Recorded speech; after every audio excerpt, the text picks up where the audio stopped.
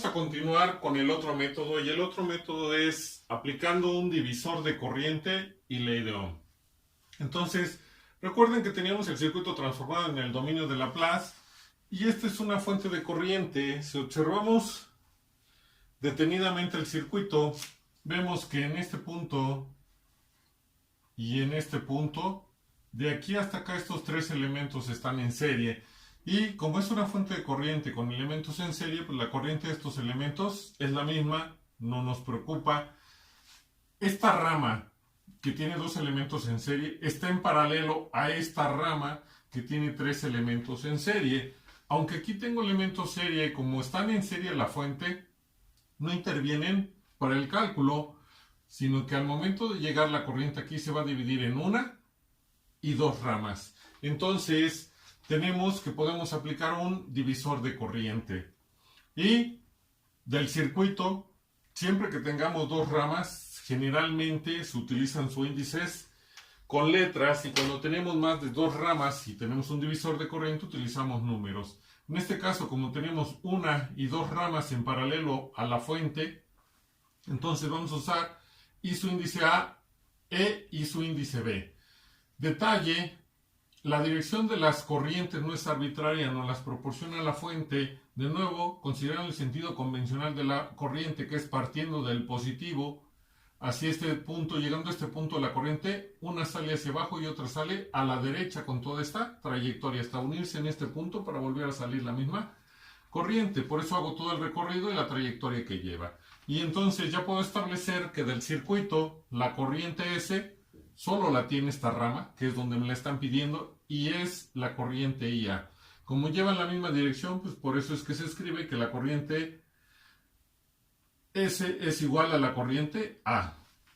En este caso, como queremos voltaje, vamos a aplicar ley de Ohm, sería la resistencia por su corriente, y observamos que la corriente que está circulando en 16 es IB. La trayectoria va hacia abajo, la caída de tensión también va hacia abajo, es decir, la trayectoria de mi corriente IB va hacia abajo en la resistencia de 16, y la caída de tensión también va hacia abajo, lleva la misma dirección, ese voltaje se queda positivo y es 16 por IB. Aplicando el divisor de corriente, nada más recordándoles que en saberes previos o en definiciones previas, no me acuerdo cómo se llama el primer tema de las notas que les envié, ahí están los divisores de corriente y de voltaje. Cuando se tienen un elemento y cuando se tienen más elementos, cuando se trabaja con impedancias y cuando se trabaja con admitancias, todo eso está en las notas, por si alguien no se acuerda y tenga que repasar. Entonces tenemos que el divisor de corriente, recuerden que el mismo nombre lo dice. Si es un divisor de corriente, tenemos que realizar una división, y en esa división, si escribimos nuestra línea de división, en el numerador siempre debe de ir el valor de la fuente. Siempre va a ir el valor de la fuente. En este caso, como tenemos dos ramas, es la fuente por la rama opuesta donde queremos conocer la corriente. Yo quiero la corriente ya que está en esta rama, entonces mi rama contraria u opuesta es esta, que sería 12 más 16, 28, más 13 sobre S. Y el denominador va a ser igual, eso lo dice la expresión, no es que estén en serie por estar en paralelo. La expresión después de que, o el divisor de corriente, ya que lo establecieron, me dice que es entre la suma de lo que vale cada una de las ramas. Una rama, estos dos están en serie, entonces esa rama vale 8 más 5 sobre S, porque al ser impedancias se suman cuando están en serie. Más lo que valga la otra rama, tengo elementos en serie, los tengo que sumar por ser impedancias y me queda 28 más 13 sobre S. Realizando operaciones y eliminando las fracciones que se generan en mi división.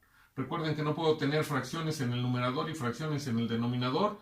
Me va a quedar entonces 560S más 260 y 36S cuadrada más 18 por S en el denominador. Todo por 1 menos E a la menos 5S. Ya les mencioné que conviene, ya lo vieron en el ejercicio anterior, llevarlo hasta el final para no cometer errores al momento de encontrar el resultado.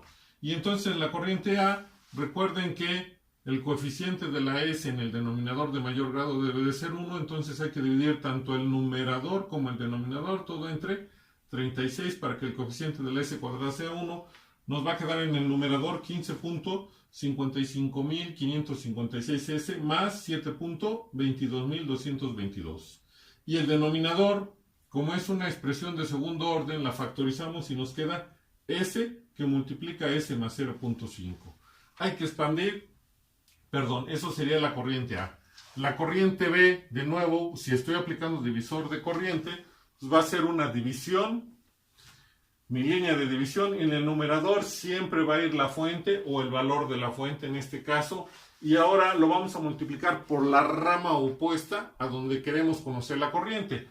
Yo quiero IB, que es esta rama. Entonces la rama contraria u opuesta sería 8 más 5 sobre S, porque están en serie y hay que sumarlas. Entre la suma de las dos ramas, que ya se hizo en este caso, y daba 36S cuadrada más 18S. De nuevo, haciendo todo el proceso de álgebra que se necesita para eliminar fracciones. Y poder encontrar el resultado. Entonces, lo que tenemos va a ser igual a que IB nos va a quedar como 4.44444S más 2.77.778, todo eso sobre S más S más 0.5. Estaba yo cometiendo un error aquí para que no haya problema cuando ustedes lo hagan.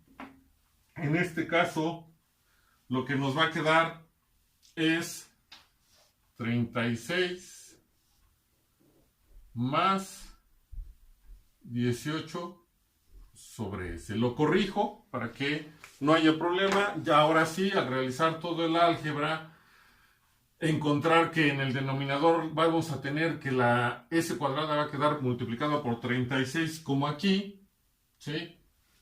Y al hacer todas las operaciones que necesitamos, IB va a quedar como 4.44444S más 2.77.778 sobre S, que multiplica S más 0.5, todo por 1 menos E a la menos 5 por S. Y eso sería amperes. Es decir, ya encontramos la corriente A y la corriente B. Y si ya encontramos la corriente A y B, únicamente sustituimos. I de S es igual a IA.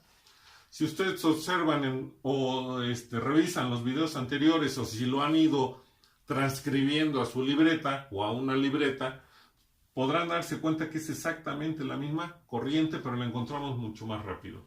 El voltaje de la resistencia, aquí se está estableciendo que es 16 por el valor de IB que ya se determinó.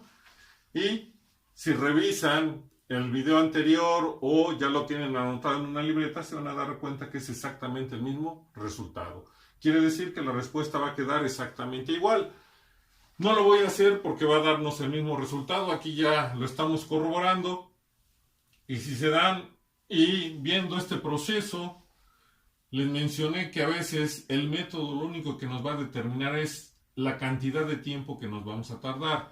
Si desde un inicio hubiéramos hecho este ejercicio por un divisor de corriente, hubiera salido muy rápido el resultado, mientras que, como se hizo por mallas, el proceso fue mucho más largo. Sin embargo, el resultado es exactamente el mismo.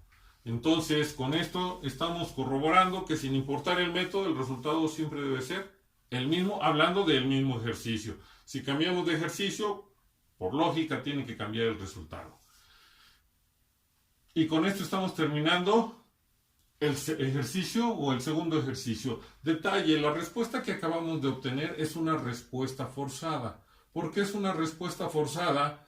Porque en tiempos menores que cero, aunque aquí no había interruptores y trabajamos en el tiempo, en tiempos menores que cero, no había ninguna condición inicial porque el circuito ya estaba estable. No tuvimos que calcular condiciones iniciales. Pero en tiempos mayores que cero, el circuito que nos quedó tenía únicamente fuentes reales. No hay fuentes dependientes, puesto que no hay condiciones iniciales en ninguno de los capacitores.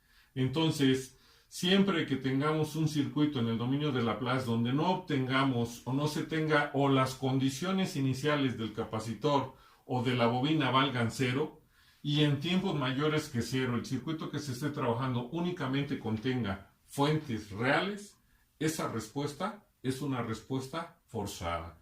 Es decir, que el resultado depende de la fuente que está excitando el circuito, no va a afectar la condición inicial que tuviera el capacitor o los capacitores, porque en este caso no las hay. Entonces, esta es una respuesta forzada.